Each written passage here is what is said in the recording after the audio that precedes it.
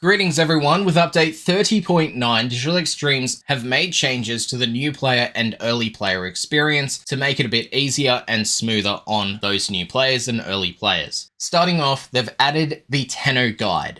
This is a new UI notification that will appear on your HUD in the top right when inside the orbiter that is a persistent reminder for quests to help guide new Tenno to their next steps. If you have this enabled at this point in the game where you're like Mastery Rank 20 or whatnot, and you are eligible for a Mastery Rank test, as you can see on screen, it will display you can start the test. They've said that a lot of new players have felt lost once they finish Warframe, and this persistent reminder will show them what to do next, and if you want this disabled, you can disable it at any time under the interface section in the options menu with the option Show Tennoguide. With this change wave, they've changed the crafting requirements of the Heat Sword, saying that we are changing the crafting requirement for the Heat Sword to require a new road rather than a neural sensor. This is because originally it was meant to incentivize players to explore new nodes, but we want to get better gear in players' hands earlier. This change is smaller than most, but meaningful to new players looking to upgrade their melee early on. We've also reduced crafting times for the Rising Tide quest, aka when you make your railjack and all that stuff. They've said in March 2021 we made railjack more accessible by reducing the crafting resources and the time it took to build your railjack. Now we will be reducing the crafting times again from 1 hour to 1 minute per part. As Railjack becomes a larger part of the game, we hope this change will allow new players to swiftly complete the Rising Tide and prepare their Railjack for future fights. Now, I have already covered this extensive change to AMP recipes in its own video, so I will have a card up on your screen that will take you to it, as well as a link in the description, but there were AMP recipe reductions when you craft an AMP and their parts. So if you want to know what that information holds, card and whatnot up on your screen. They've reduced the cost for refined ore and gem blueprints in the Plains of Eidolon. That being that Pyrotic Alloy and Tier Azurite have gone from 1,000 standing to 500. Escher Diva and Copperite Alloy have gone from 5,000 standing to 2,500. Marquis Veridos and First Steel Alloy went from 10,000 to 5,000. Star Crimson and Oroxium Alloy went from 15,000 standing to 7,000. And now Radiant Centrium and Heart Nith went from 20,000 to 10,000 standing when you purchase the blueprints from the Ostrons in Cetus on Earth.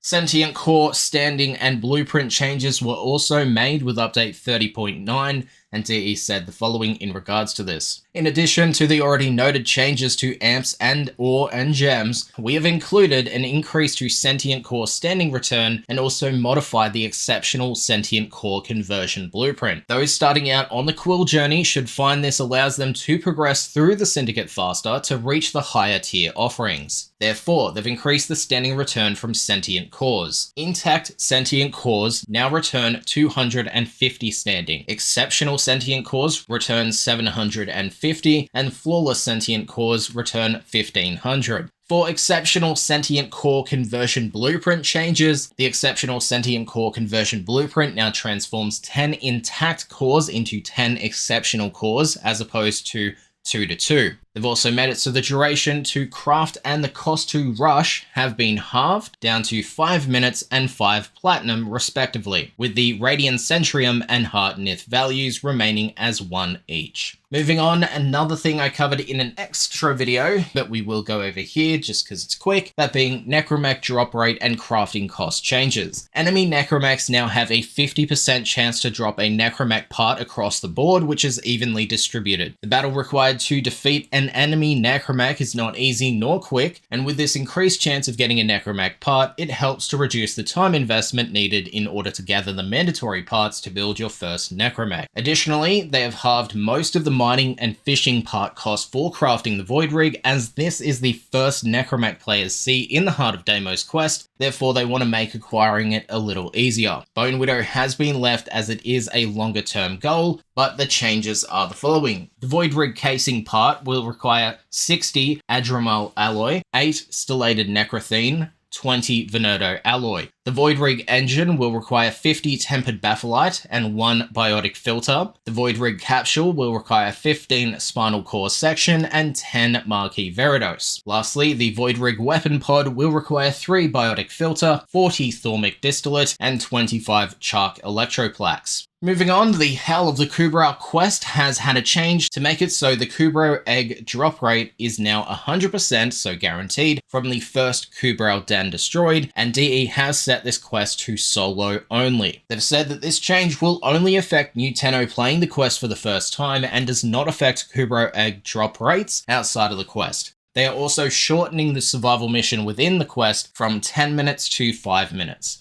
Lastly, we have a few extra quest and junction changes, which are listed under additional new player experience changes. They removed the Ceres to Jupiter task of defeating a prosecutor to reduce the initial friction and to get you along the way faster. Prosecutors could take a long time to spawn if you were unlucky, therefore it's been removed. They've increased the window of time where you can deal damage to Vahek's propaganda drone during his boss fight from 8 seconds to 10 seconds, and they've stated that newer players who attempted the Vahek boss fight right when it was available to them found this phase more difficult than it really needed to be. They've updated the new strange objective for the synthesis targets to make it less confusing, with it now reading Sanctuary Target as opposed to a specific enemy type, which could come across confusing. Lastly, for update 30.9's changes to the new player experience, Tilragor's shield now has a shield regeneration delay of 2 seconds compared to how it instantly regenerated before. This was made to provide new players more of a fighting chance. So yeah, that was the update 30.9 new player experience changes, just full overview and its own video. There you go. Thanks for watching, and I'll see you next time. Peace.